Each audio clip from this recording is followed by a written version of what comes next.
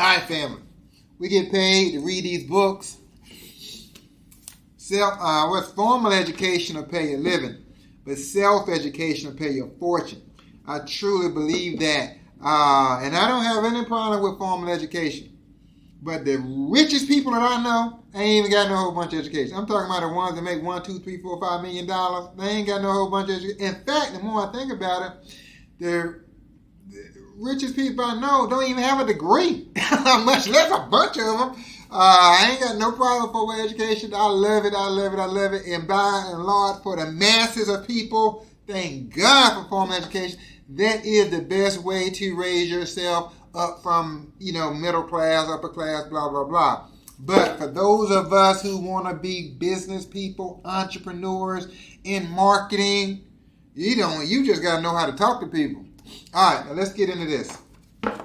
It's all about how you think.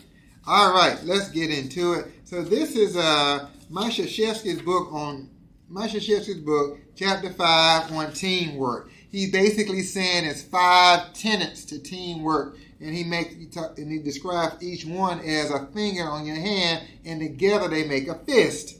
So he goes over, like the first one is communication, and then trust, then collective responsibility, caring, and the last one is pride. I mean, obviously pride, when you, without any humility, that's not good. But you do need to have some pride, some positive pride about yourself, pride in who you are and what you're doing, and confidence. All that kind of goes together. So he's going on to saying you want people on your team that have pride in themselves, and they want to make a contribution to the greater goal of what the team is trying to accomplish. So here he goes right here. He says, and even if a kid is alone in a situation like that, meaning a negative situation, he's about to get in trouble, just knowing that he's a member of our team will make him stop and think twice, because he knows that there are others depending on him. One of my goals in establishing teamwork is always to get the team believing that they are part of something bigger than themselves.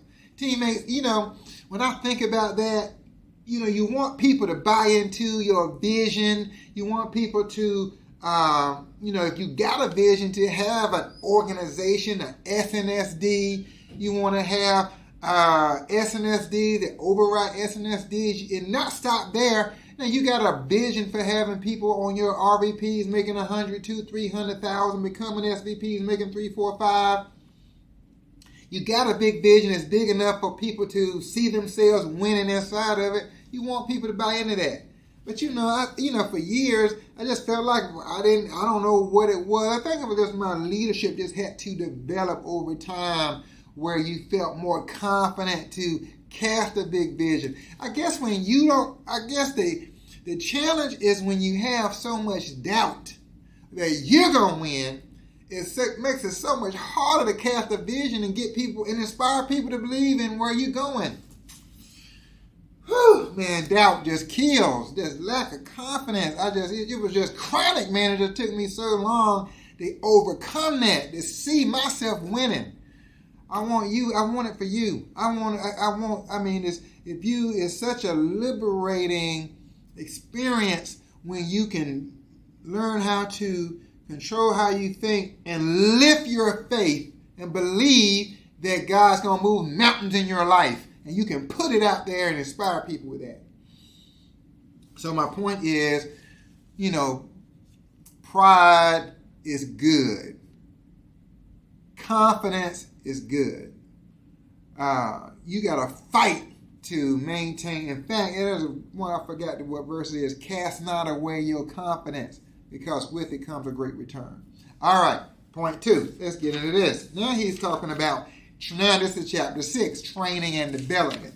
He goes over here, he says, he's saying you got to be a good teacher.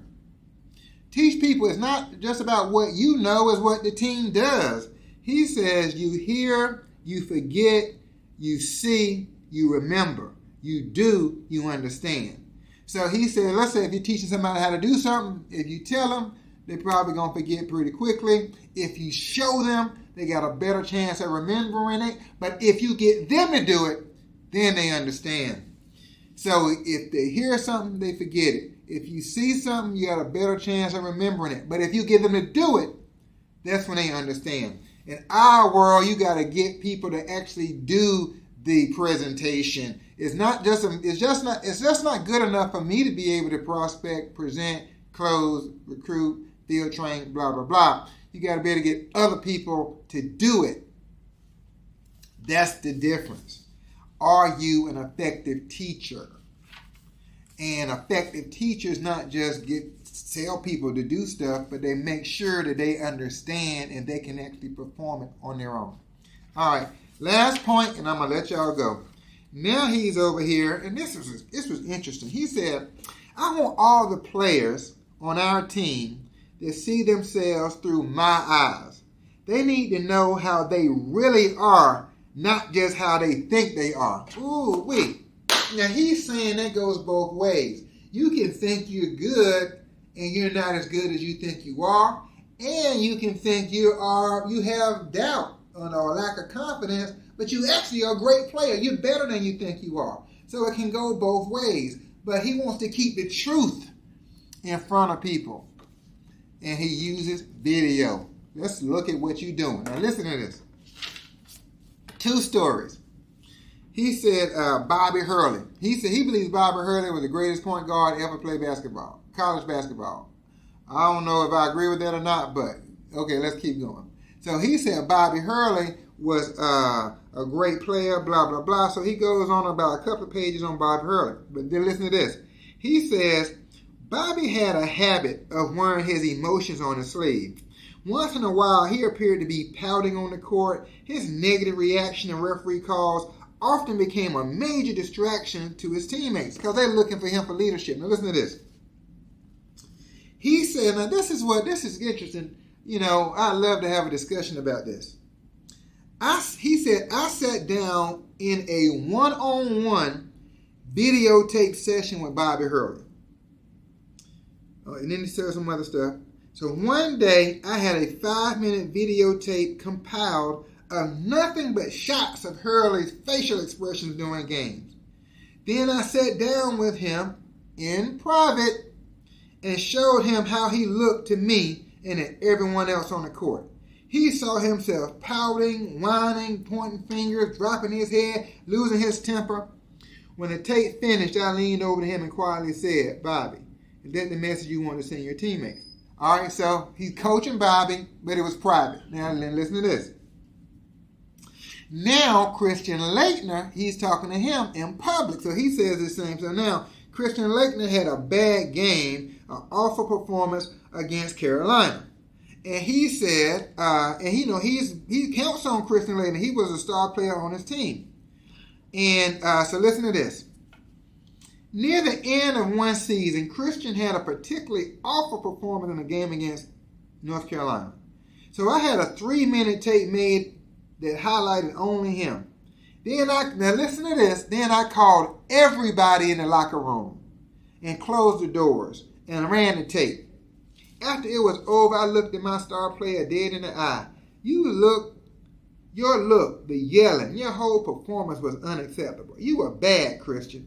And that bothers me because you're not bad. You're one hell of a basketball player. But if you do that again, you ain't going to play.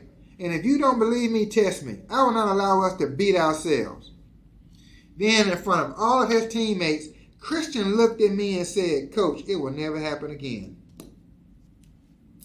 You know, I guess my point is, like, how does Coach Krzyzewski know one player he got to coach him in private, and then the other player he can coach him in the public? Like, how do you know that? It just comes from discernment, I guess. It comes from having great people skills, understanding your team. One player he coached in private, one player he coached in public. Both of them were very embarrassing moments for the player. Teammates, become a great coach. Let's strive to become a great coach. We're not always going to do it perfect, but we're going to get there. All right, love you guys. It's been awesome. we get paid to read these books. We'll run this play again tomorrow.